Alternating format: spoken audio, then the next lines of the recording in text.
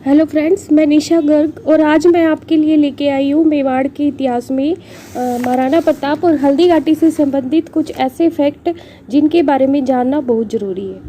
मित्रों, फैक्ट जानने से पहले मेरी आपसे रिक्वेस्ट है कि प्लीज़ चैनल को लाइक, सब्सक्राइब और शेयर करें और इन फैक्ट को अधिक से अधिक लोगों तक पहुँचाएँ। तो मित्रों, आज हम जानेंगे कि शुरू से लेकर आखिर तक जितना भी मैं आपको घटनाक्रम अब बता चुकी हूँ मेवाड़ के बारे में, उसमें मित्रों सबसे ज़्यादा जो महत्वपूर्ण तथ्य है वो है हल्दी घाटी का युद्ध। महत्वपूर्ण तथ्य कौन कौन सी है मित्रों? हल्दी घाटी का युद्ध जो है वो हमारे लिए मोस्ट इम्पोर्टेंट है। हल्दी घाटी का युद्ध, महाराणा प्रताप और जो ये जब सब तथ्य है इनको मतलब हम इकट्ठा कर लेते हैं। इनमें से कुछ इम्पोर्टेंट जो बातें हैं जिनका हम पहले जिक्र नहीं किया या जिक्र भी किया है तो मित्रों वो हाईलाइट नहीं हुई वो बातें, और उनको मतलब एक महत्वपूर्ण तथ्य के रूप में जानना बहुत ही आवश्यक है। तो इसके बारे में हम जानते हुए इस चीज़ को आगे बढ़ाते हैं और जानते हैं कि मित्रों 25 फरवरी 1568 की बात है जब अकबर ने चित्तौड़ के दुर्ग को जीत लिया था। उस वक्त महाराणा उदय सिंह जो थे मेवाड़ के शासक थे और वो चित्तौड़ को जयमल और पत्ता के संरक्षण में छोड़कर और गोविंदा की पहाड़ियों में चले गए थे। मित्रों, गोविंदा की पहाड़ियों में तो चले गए, लेकिन उसके बाद मित्रों जब अकबर ने आक्रमण किया तो जयमल और पत्ता ने उसका उन वीरता से सामना किया। मित्रों, इसके बारे में एक वक्तव्य प्रसिद्ध है कि अकबर ने जयमल और पत्ता की वीरता से प्रभावित होकर उनकी पत्थर की मूर्तियां जो है वो आगरा के किले के मुख्य जो प्रवेश द्वार है वहाँ पर लगवाई। लेकिन इतिहास जो है मित्रों वो क्या है, साक्ष्यों पर आधारित है। अब हमें तो ये तो पता है कि वहाँ आगरा के किले में जयमल और पत्ता की मूर्तियाँ इसने बनवा के लगवाई अकबर ने, लेकिन हमें ये भी ज्ञान होना चाहिए कि हमें इस बात का पता कहाँ से लगता है, इसके क्या साक्ष्य मिले। तो मित्रों, इसका जो साक्ष्य है वो एक फ्रांसीसी यात्री जिसका नाम आपने कई बार सुना होगा, बर्नियर। तो इस बात का जो उल्लेख है वो हमें बर्नियर की एक यात्रा वृत्तांत पुस्तक है जिसका नाम है travels in the Mughal empire. Travels in the Mughal empire. इस पुस्तक में उसने ये बात बताई है कि अकबर ने जयमल और पत्ता की जो मूर्तियाँ थी वो आगरा के किले के मुख्य प्रवेश द्वार पर लगाई, क्योंकि उसने ये सब जो था मूर्तियाँ वहाँ पे लगाई हुई अपनी आँखों से देखी थी। तो ये क्या हो गया, एक ऐतिहासिक साक्ष्य हो गया। मित्रों, इतिहास चाहे हम भारत का पढ़े चाहे राजस्थान का पढ़े, उसमें क्या है कि जो प्रत्येक बात जो प्रत्येक तथ्य हमें बताया जाता है वो साक्ष्यों पर आधारित होता है और साक्ष्यों पर आधारित होने के कारण ही वो मान्य होता है। तो जयमल और पत्ता की जो मूर्तियों की बात बार बार हमारे सामने आती है वो क्या है, बर्नियर द्वारा बताई गई, और उसकी पुस्तक कौन सी थी? The travels in the Mughal empire. तो मित्रों, इस बात की जानकारी आपको देना मैं आवश्यक समझ रही थी कि इसका उल्लेख कहाँ मिलता है, क्योंकि मित्रों वर्तमान में हम जयमल और पत्ता की जो मूर्तियां हैं वो आगरा के मुख्य जो द्वार है, आगरा के किले का मुख्य द्वार है, वहाँ पर हम नहीं देखते, क्योंकि औरंगजेब जैसे धर्मांध व्यक्ति ने उनको नष्ट करवा दिया। तो मित्रों, ये एक महत्वपूर्ण तथ्य हो गया हमारे लिए। अब हम जानते हैं एक दूसरे तथ्य के बारे में। मित्रों, मैं आपको खाली फैक्ट ही बता रही हूँ, क्योंकि हल्दी घाटी का युद्ध और महाराणा प्रताप की उसमें भूमिका, मान सिंह की उसमें भूमिका, अकबर की उसकी भी भूमिका, मैं सबके बारे में आपको बता चुकी हूँ। अब मैं क्या फैक्ट बता रही हूँ जो हमारे लिए इनसे जुड़े हुए हैं और बहुत ही ज़्यादा महत्वपूर्ण है। अब मित्रों, इसके बाद और जाते हैं कि जब अकबर ने चित्तौड़ पर आक्रमण कर लिया था, उसके बाद क्या है कि चित्तौड़ जो है वो पूरी तरह से उजड़ गया मित्रों, क्योंकि उसने वहाँ पे कत्लेआम का आदेश भी दे दिया था। पूरी तरह से नष्ट भ्रष्ट हो गया चित्तौड़। तो ऐसी दशा को देखकर उसको संभालने वाला कोई नहीं था, क्योंकि उदय सिंह तो चित्तौड़ का दुर्ग जो है वो छोड़कर गोविंदा में जा चुके थे, उसको संभालने वाला कोई नहीं था और उसकी जो हालत थी वो बहुत खराब हो चुकी थी चित्तौड़ की। तो उस समय मित्रों कवि जो थे, कवियों ने या इतिहासकारों ने मित्रों मेवाड़ का जो राजधानी थी चित्तौड़, उसको आभूषण रहित विधवा की संज्ञा दी मित्रों। तो ये प्रश्न भी हमसे पूछा जा सकता है कि आभूषण रहित विधवा जो है वो कवियों ने, मेवाड़ के कवियों ने किसको बताया? आभूषण रहित विधवा स्त्री की संज्ञा किसको दी गई है? चित्तौड़ को दी गई है। इसके बाद मित्रों ये जो फैक्ट है हमारे लिए बहुत ही महत्वपूर्ण है जानना। और इसके बाद हम जानते हैं कि मित्रों जब महाराणा प्रताप शासक बनते हैं, जब उनका राज तिलक होता है गोगुंदा में, ये तो हमें सभी को पता है कि इनका राज तिलक कहाँ हुआ था, गोगुंदा में। और दूसरी बार जो राज तिलक महोत्सव था वो बनाया गया था कुंभलगढ़ में। लेकिन मित्रों इसके पीछे एक बात और है जो मैं आपको बताना समझाना जरूरी समझती हूँ कि जब ये शासक बने, जब इनका राज तिलक हुआ 1572 में, और उस दिन क्या था मित्रों? होली का दिन था। और इसी दिन क्या 28 फरवरी थी मित्रों, 28 फरवरी। और होली के त्यौहार के दिन ही मित्रों उनके जो फादर है उदय सिंह, उनकी मृत्यु हो जाती है। और फिर क्या है कि इनका राज तिलक कर दिया जाता है। लेकिन मित्रों उदय सिंह जो थे वो अपने जो पुत्र था जगमाल, ये इनका पुत्र धीरबाई से था। इनको धीरबाई कौन थी? ये उदय सिंह की पत्नी थी और प्रिय पत्नी थी। इन्होंने धीरबाई की बात मानकर इस जगमाल को इन्होंने राजा घोषित कर दिया था, मेवाड़ का शासक घोषित कर दिया था। लेकिन मित्रों ये क्या है, बिल्कुल भी योग्य शासक नहीं था। धीरबाई के कहने पर इनको घोषित कर दिया, लेकिन ये बिल्कुल योग्य नहीं था। इसको शासक बना भी दिया इनकी मृत्यु के बाद। लेकिन मित्रों इसने क्या है कि शासक होने का, न तो शासक होने का और न ही एक पुत्र होने का दायित्व निभाया। कैसे मित्रों? जब ये शासक बन गया तो अपनी पिता की मृत्यु के बाद ये शासन राजगद्दी पाने के आनंद में खो गया, इतना खो गया कि ये अपने पिता के अंतिम संस्कार में भी शामिल नहीं हुआ। और उसके बाद जब मेवाड़ के सरदारों ने इसकी यह नीति देखी और इसकी यह भावना जब उनको समझ में आई कि ये जो व्यक्ति है वो मेवाड़ का शासक बनने के योग्य नहीं है, जो अपने पिता के प्रति, अपने पुत्र धर्म का निर्वाह नहीं कर सकता, वो व्यक्ति मेवाड़ का शासक, मेवाड़ की प्रजा के लिए कर्तव्यनिष्ठ कैसे हो सकता है? तो उसी वक्त मित्रों इसकी जो अयोग्यता थी वो सबके सामने आ गई। और योग्य पुत्र उदय सिंह का जो योग्य पुत्र था, उदय सिंह का योग्य जो पुत्र था और बड़ा पुत्र था मित्रों महाराणा प्रताप, उसको गद्दी पर बिठाया गया। मित्रों हम जानते हैं कि महाराणा प्रताप थे वो शुरू से ही क्या थे, मेवाड़ के जो प्रजा थी उसमें लोकप्रिय थे। भील जो उनकी भील जाति जो थी उनकी सहायक बनी हल्दीघाटी के युद्ध में। हर जगह इन लोगों ने महाराणा प्रताप की सहायता की। और उस व्यक्ति की योग्यता में क्या कमी हो सकती है जो पहले से ही प्रजा में इतना लोकप्रिय है? अपनी मतलब योग्यताओं की वजह से, अपनी वीरता की वजह से उस व्यक्ति को अगर शासक बनाया जाता है तो वो राजकाज को भली भांति संभाल सकता था मित्रों। तो मित्रों आज भी वर्तमान समय में भी हम जानते हैं, इस बात की पुष्टि हो जाती है इतिहास को देखते हुए कि हर टाइम जो योग्यता है वही उच्च स्थान प्राप्त करती है।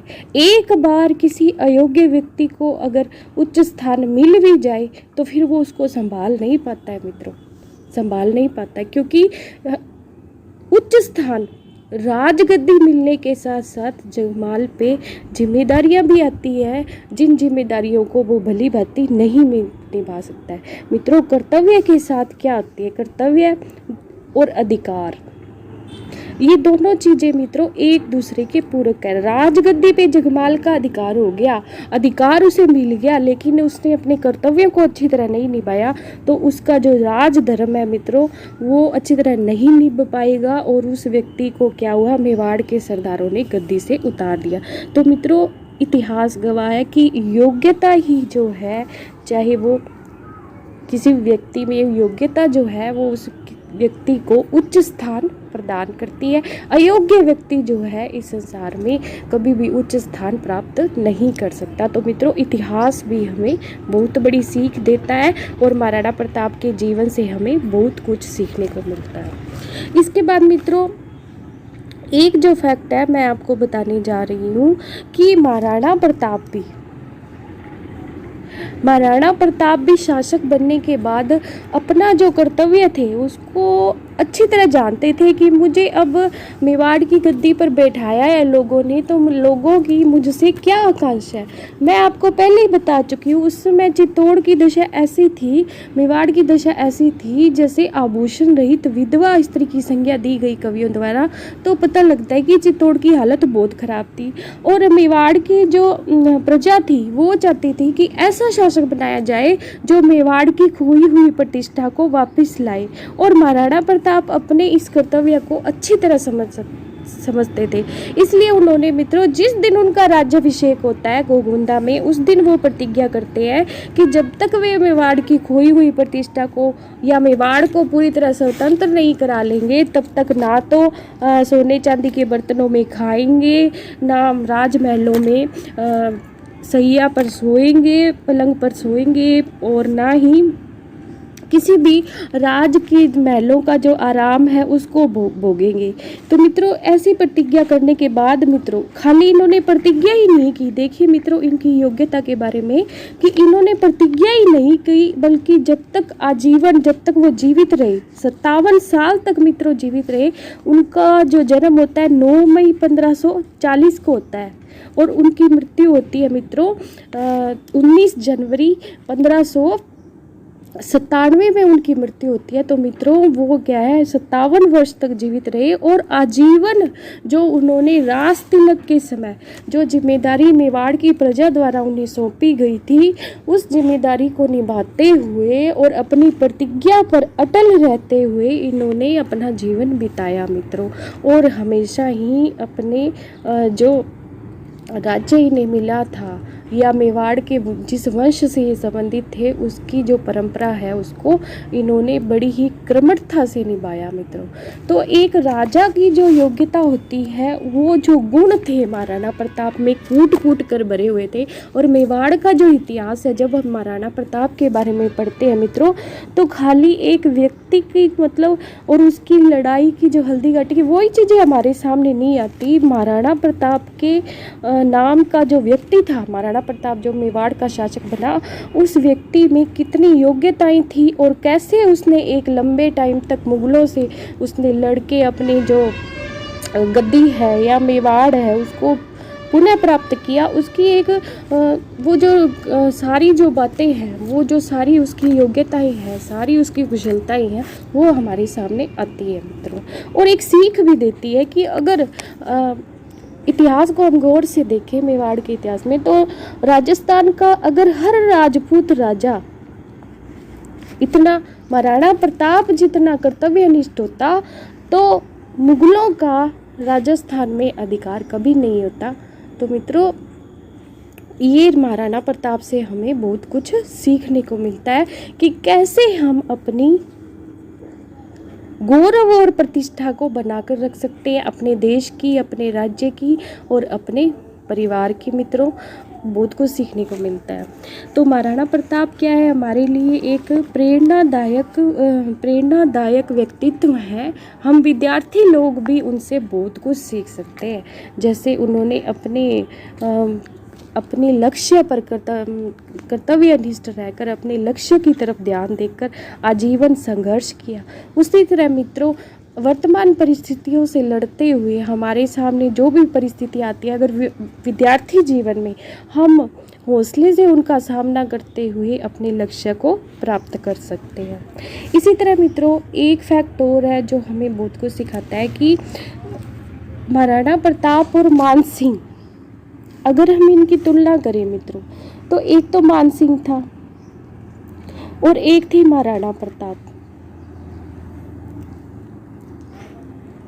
तो मित्रों, मान सिंह जो था वो भी राजपूत राजा था और महाराणा प्रताप भी क्या थे, राजपूत राजा थे मित्रों।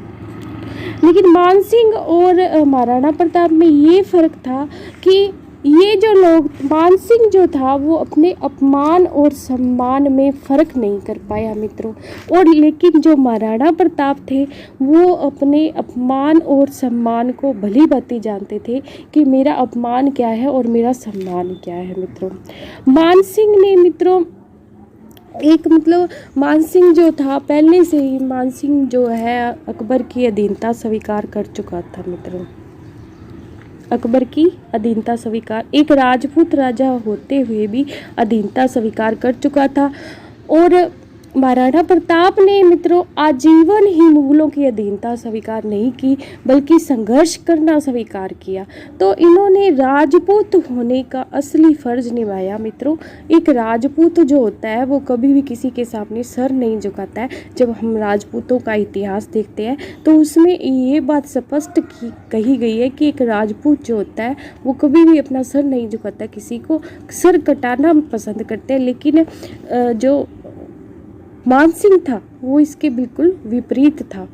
अब मित्रों हम उस जब तथ्य की तरफ जाते हैं, जब मानसिंह और अकबर जो है मिलकर महाराणा प्रताप को बंदी बनाने की योजना बनाते हैं, तो एक राजपूत राजा का और राजपूतों के साथ शत्रु से मिल जाना मित्रों, यही जो बात थी हमारे लिए या हमारे जो राज्य के लिए, या कह दे कि मेवाड़ का जो राज्य था राजपूतों का, उसके लिए घातक सिद्ध हुई। अगर वही बात फिर यहाँ आ जाता कि मेवाड़ का जो हर अगर राजपूत राजा है वो इतनी महाराणा प्रताप की तरह आजीवन संघर्ष करके मुगलों से और अपनी गौरव और प्रतिष्ठा को बनाकर रखता, तो शायद ये स्थिति नहीं आती मित्रों। तो उसने मित्रों मानसिंह ने महाराणा प्रताप की तरफ या महाराणा प्रताप के विचारों को महत्व ना देकर खाली अपना जो वर्चस्व है उसको बनाने के लिए हल्दी घाटी के युद्ध की योजना बना ली।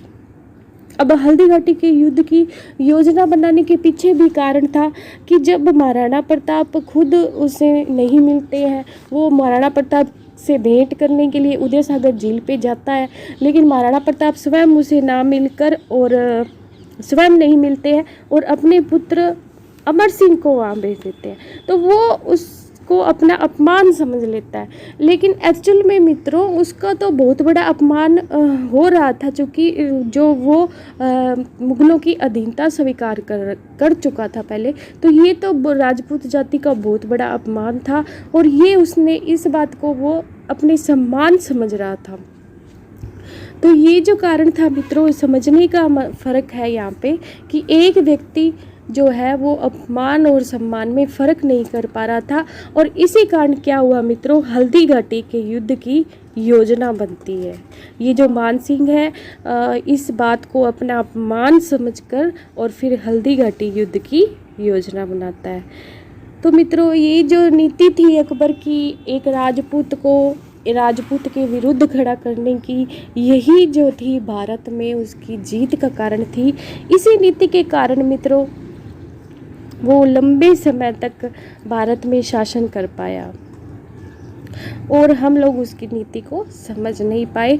लेकिन इस नीति का अनुसरण करते हुए भी मित्रों उसने सांप्रदायिक सद्भाव की भावना का प्रचार किया।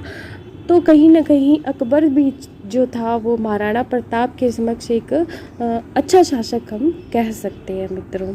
तो मित्रों ये जो फैक्ट है हमारे लिए बहुत चीज़ें हमें बताता है इतिहास के बारे में।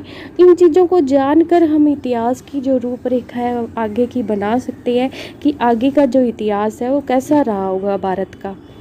तो मित्रों इसके बाद हम जानते हैं कि जिस वक्त मानसिंह जो था महाराणा प्रताप के विरुद्ध हल्दी घाटी के युद्ध की योजना बना रहा था, और योजना बनाने के बाद मित्रों जब उसने योजना बना ली अकबर के साथ मिलकर अजमेर के दुर्ग में, उसके बाद मित्रों युद्ध करने जब वो जाता है महाराणा प्रताप से खमनोर गांव के पास आप, तो उस समय मानसिंह के साथ कौन कौन व्यक्ति थे, ये बहुत महत्वपूर्ण फैक्ट है मित्रों कि मानसिंह के साथ कौन कौन व्यक्ति थे। तो इसमें एक तो गाजी खां का नाम आता है, गाजी खां बदख्शी, ये इनका पूरा नाम था, गाजी खां बदख्शी। इसके बाद मित्रों आता ख्वाजा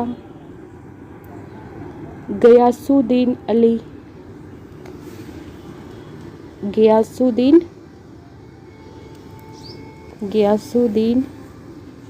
अली।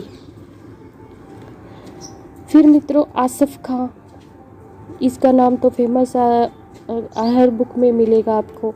आसिफ खां, सैयद अहमद खां,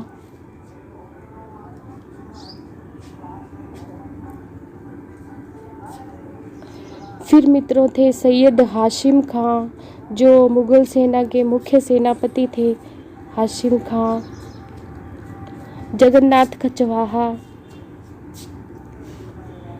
भगवंत दास के छोटे भाई थे। और सैयद राजा, एक कौन थे मित्रों, सैयद राजा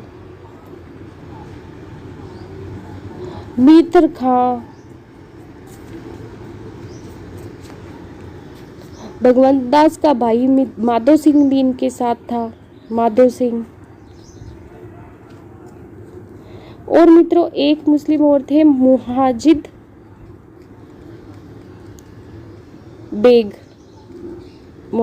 बेग आदि। तो ये जो व्यक्ति थे ये कौन थे मित्रों, ये मान सिंह के साथ जो युद्ध करने आए थे उन सब में ये व्यक्ति शामिल थे। और इन व्यक्तियों का नाम जो है हमें पूछा जाता है पेपर में, ये बहुत ही इम्पोर्टेंट है मित्रों। तो इसके साथ साथ इम्पोर्टेंट फैक्ट समझाने के साथ साथ मित्रों मैं आपको इनके नाम बता रही हूँ ताकि पेपर में अगर ऑप्शन में इनके नाम आते हैं तो आप कंफ्यूज ना हो। इन नामों के बारे में अगर हमें पूरी तरह पता हो तो इनमें से कोई भी नाम आता है तो हम वहाँ मात नहीं खाएंगे मित्रों। तो ये नाम हमें पता होना चाहिए। अब मित्रों एक फैक्ट और हम जब माध्यमिक शिक्षा बोर्ड की बुक में देखते हैं कि अकबर ने जब मान सिंह को हल्दी घाटी की युद्ध में जाने के लिए जो सेना थी उसका सेनापति बनाया, तो मुगल जो सरदार थे, मुस्लिम सरदार थे, वो इस बात से नाराज हो गए कि एक हिंदू जो है वो हमें लीड कैसे कर रहा है, एक हिंदू हमारा नेतृत्व कैसे कर रहा है। तो वो क्या थी, मान सिंह जो था वो क्या है, हालांकि अकबर का विश्वास पात्र था, उसे मुगल दरबार में 7 हजारी मनसब जो था वो अकबर ने दिया था, जो कि खाली जो राजाओं के जो पुत्र होते हैं, मुगल शासकों के जो पुत्र होते हैं उनको ही प्राप्त होता था। वैसे ही उसने मान सिंह को दिया था 7 हजारी मनसब। लेकिन फिर भी क्या थी कि मान सिंह जो था वो अन्य जो मुगल सरदार थे दरबार में, अकबर के दरबार में, उन्हें बिल्कुल भी वो अच्छा नहीं लगता था, उनका प्रिय नहीं था। इसी कारण क्या था, अधिकांश जो मुगल सरदार थे वो इस हल्दी घाटी के युद्ध में पार्ट नहीं लेना चाहते थे, पार्टिसिपेट नहीं करना चाहते थे। तो इसका कारण ये था कि मित्रों वो मान सिंह के नेतृत्व में नहीं रहना चाहते थे। तो यहाँ पर भी मित्रों एक मतलब हिंदू मुस्लिम जो भेदभाव है वो हमारे सामने आता है कि जो मुगल सामंत थे या मुगल जो दरबारी थे वो क्या है, दरबार में रहने वाले राजपूत जी या हिंदू राजाओं को मतलब बिल्कुल पसंद नहीं करते थे। ये बात क्या है इसमें स्पष्ट होती है। इसका एक वक्तव्य मित्रों बदायूनी ने एक इसके बारे में एक बात कही है, बदायूनी ने, कि मुग़ल दरबारियों में, मुस्लिम दरबारियों में मान सिंह की सेना के प्रधान बनने के बाद क्या हुआ, नाराज़गी फैल गई। और बदायूनी ने अपने एक संरक्षक, उसका संरक्षक कौन था बदायूनी का, नकीब खां, नकीब खां से पूछा कि तुम युद्ध में चलने के लिए तैयार क्यों नहीं हो, क्यों नहीं जा रहे। तो ये नकीब खां पता है आपको क्या उत्तर देता है, ये कहता है कि इस सेना का सेनापति एक हिंदू न होता तो मैं पहला व्यक्ति होता जो इस युद्ध में शामिल होता। तो मित्रों ये इस तरह की भावना थी उनमें, मतलब राजपूत जो शासक थे मुग़ल दरबार में, इस तरह की भावना थी। तो मित्रों ऐसे फैक्टर जो मैं आपको बताना चाहती हूँ छिपे हुए हैं, जो हमें गाइड वगैरह उनमें नहीं आते, लेकिन क्वेश्चन इनसे बन सकते हैं मित्रों, इनसे जुड़े हुए क्वेश्चन हमारे पेपर में आ सकते हैं, इसलिए हमें हर चीज़ का ज्ञान होना चाहिए। धन्यवाद मित्रों। इससे आगे की जो कुछ फैक्ट है मैं अगली वीडियो में आपके बताऊँगी। धन्यवाद।